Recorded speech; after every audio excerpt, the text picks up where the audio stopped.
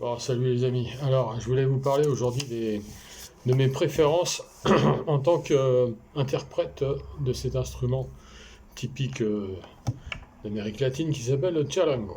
Alors, plein de noms ont été cités par plein de commentaires de votre part et je vous en remercie tous. C'est super sympa de partager ce moment avec moi de réflexion autour des interprètes qui ont nos préférences, on va dire. Parce qu'après, le meilleur, le moins bon.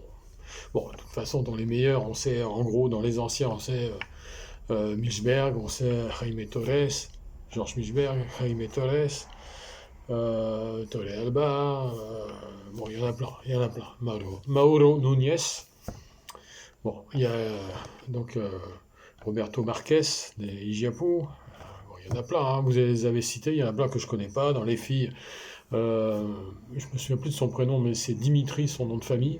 Mais je me souviens plus de son prénom, qui jouait super bien. Lucia Lissumi, bien sûr. Euh, bon, j'oublie les noms, en fait. Bref, mais ça va me revenir peut-être. Marie Laduron, voilà, en Belgique. Et donc ça, c'est pour les filles, il y en a peut-être moins, hein, il y en a d'autres, hein, j'en ai vu d'autres sur les réseaux sociaux qui jouent bien, mais je me souviens pas des noms.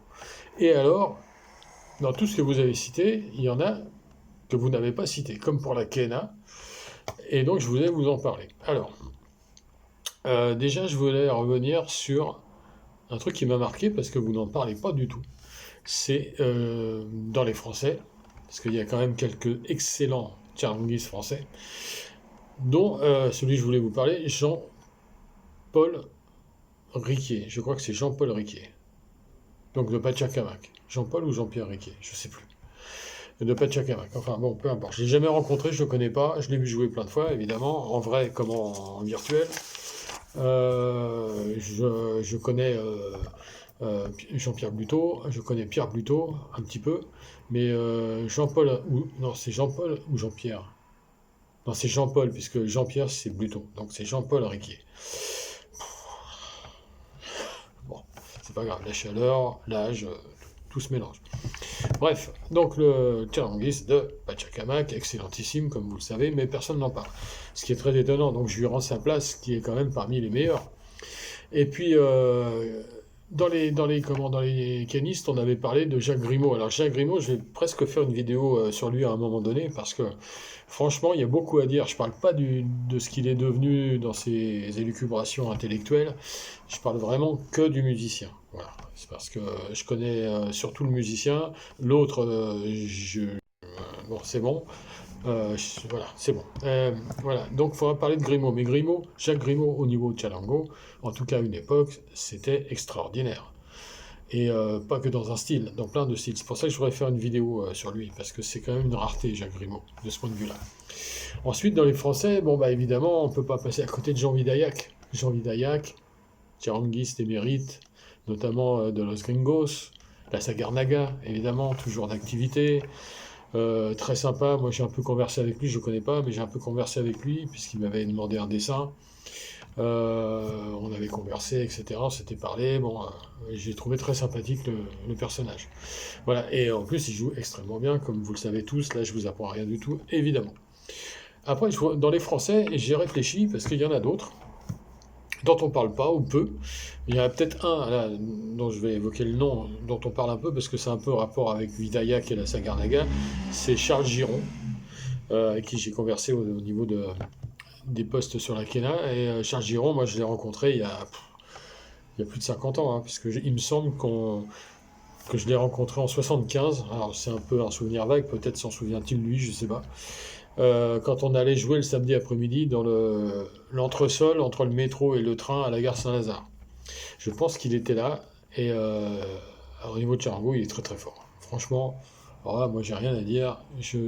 Bravo, voilà, je dis bravo. Comme Vidaillac, comme Riquier, c'est pas le même genre de style. Encore que Vidaillac et Giron, c'est proche. Jean Vidaillac et Charles Giron. Donc bravo. Il y a aussi Bruno Théroux, que j'ai connu à une époque, j'ai joué avec lui, j'ai eu la chance de jouer avec lui. J'avais joué un tout petit peu avec Charles Giron aussi à un moment. Mais ça n'a pas duré parce que pour moi, c'est des très très bons musiciens, mais dans un style qui n'est pas du tout le mien, celui que je préfère. Donc moi, je suis plus du côté argentine, moi c'est plus Jaime Torres ou Milchberg. ou d'autres, hein, argentins, qu'eux, ils sont très cavours. Néo-folklore, et bon. Alors, j'ai rien contre le néo-folklore, sauf que c'est pas ma tasse de thé. J'y peux rien. Je sais que je suis un des rares Français à dire ça, mais je le dis quand même parce que c'est la vérité. J'ai pas de raison de raconter d'histoire.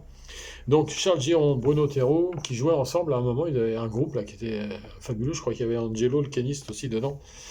Mais c'est vieux ça, oh là là, c'est les années 80, hein. Et c'était super. Moi, j'adorais, sauf que c'était pas ma tasse de thé. Bon, je sais pas si vous comprenez ce que je veux dire, ou ma tasse de Jerema Mate, plutôt, dans mon cas.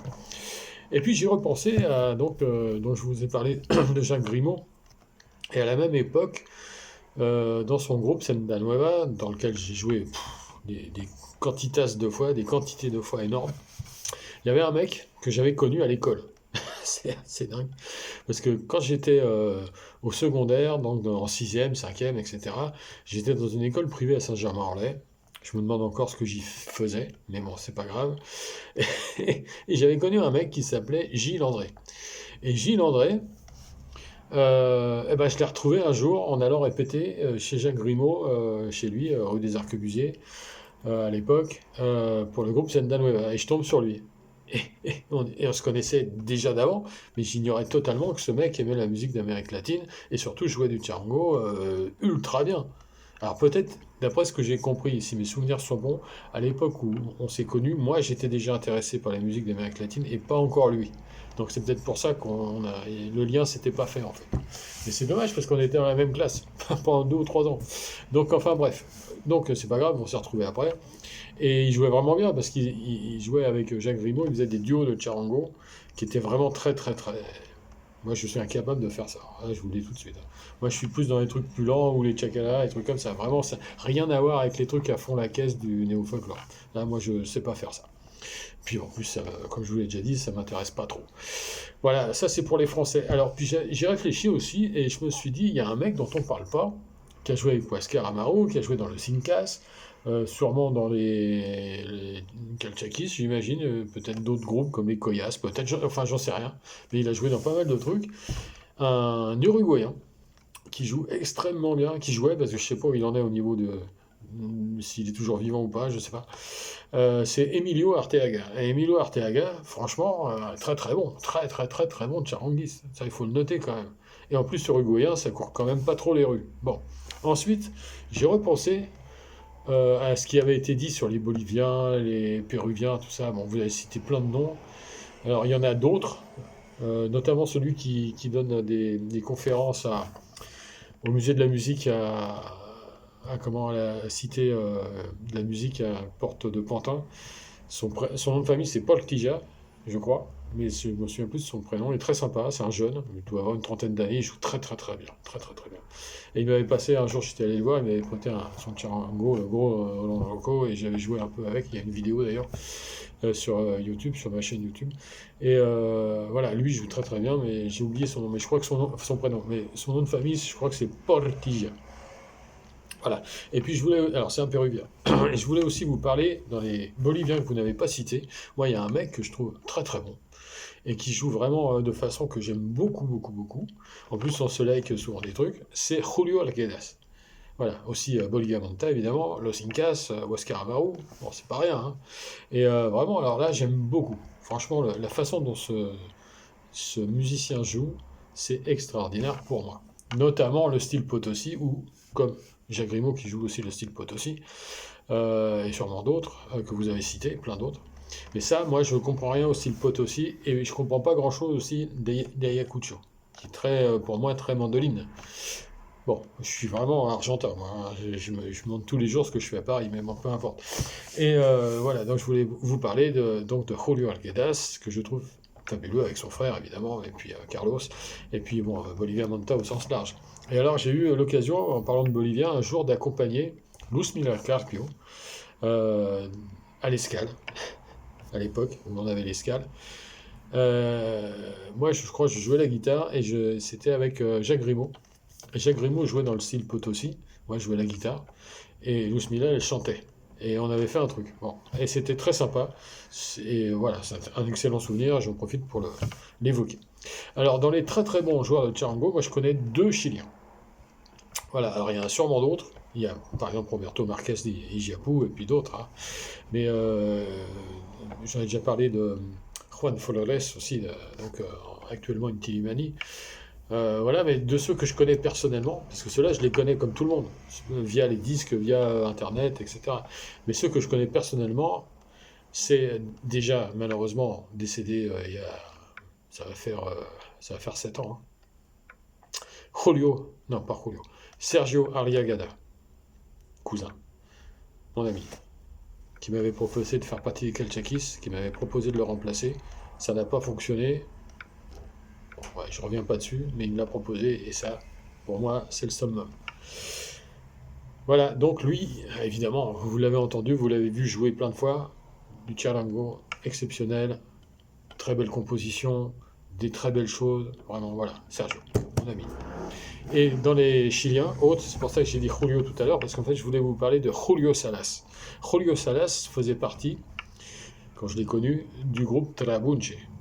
Trabunche, c'était un groupe de 5 mecs, très très bons, avec, si je dis pas de bêtises, il y avait un Argentin dedans, et 4 Chiliens, dont Hernan Saavedra, qui est souvent là sur les réseaux.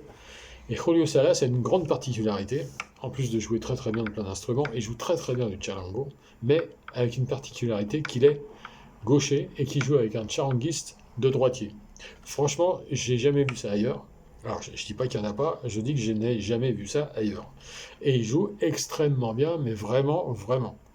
Et en tout cas, à l'époque où je l'ai connu dans les années 80, fin 70, début 80, et je le remercierai jamais assez, parce que si j'ai joué avec Huáscar Amaro, c'est grâce à lui. Voilà, qui avait passé mon contact, et Huáscar m'a appelé, est-ce que tu veux jouer avec moi, machin et tout, ou alors, bon, voilà, Huáscar Amaro. Et donc, Julio Salas, qui est pour moi un ami, voilà, est exceptionnel au niveau de charango. Et là, et maintenant, je vais vous parler d'un Paraguayen.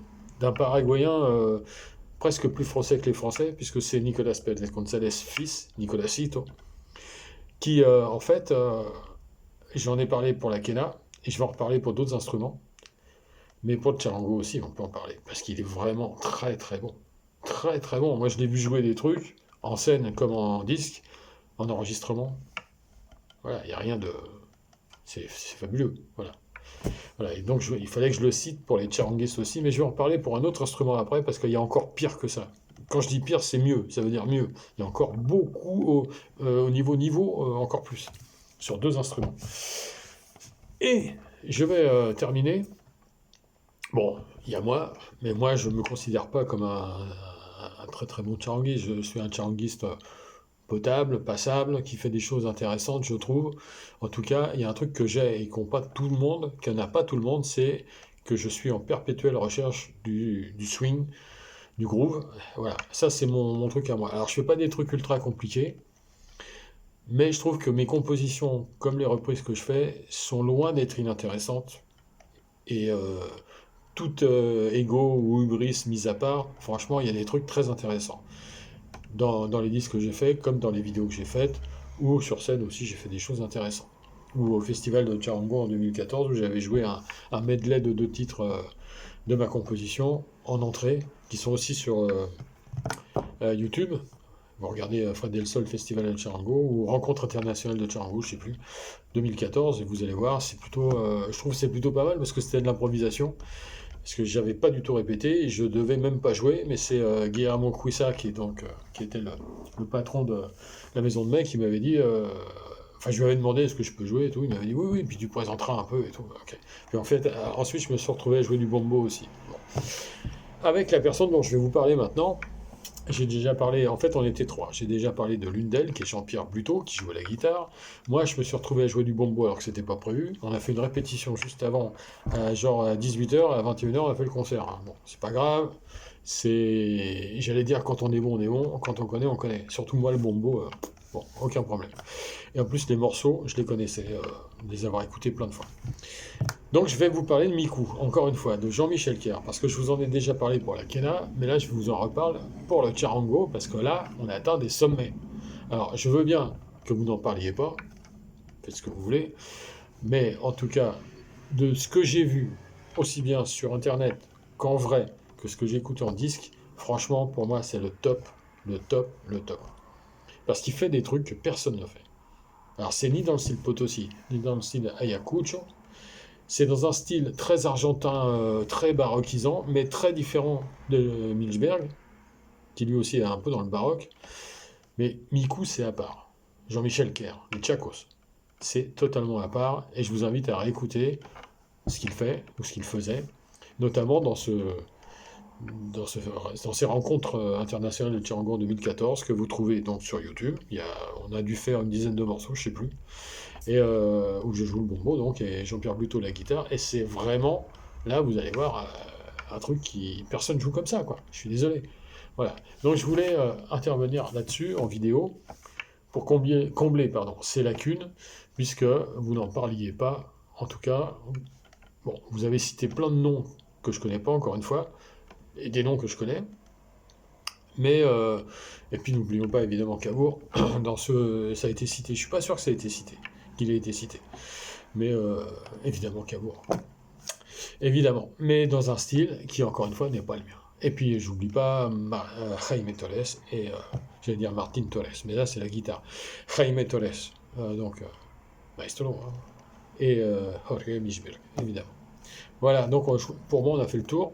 Donc après, je vais vous reposer d'autres questions sur d'autres trucs d'ici quelques temps, parce que je pense que c'est vraiment intéressant. Moi, je suis content de faire ça. Alors, je sais pas si vous l'êtes, vous. Bon, il y a pas mal de monde qui me répond. Je trouve qu'il n'y a pas grand monde quand même. Ce serait intéressant qu'il y ait plus de monde pour vraiment faire un truc intéressant là-dessus, quoi. C'est intéressant comme sujet. Surtout qu'on est tous aficionados, donc je trouve que c'est un peu dommage de ne pas en parler plus. Voilà. Mais bon, après, chacun fait ce qu'il veut, encore une fois. Donc, merci de votre écoute. Merci de commenter cette vidéo comme ce qu'il y avait précédemment et ce qui viendra ensuite d'ici quelques jours, j'espère. Et, et puis voilà, c'est intéressant et ça permet de communiquer. Je crois que c'est la base des réseaux sociaux normalement.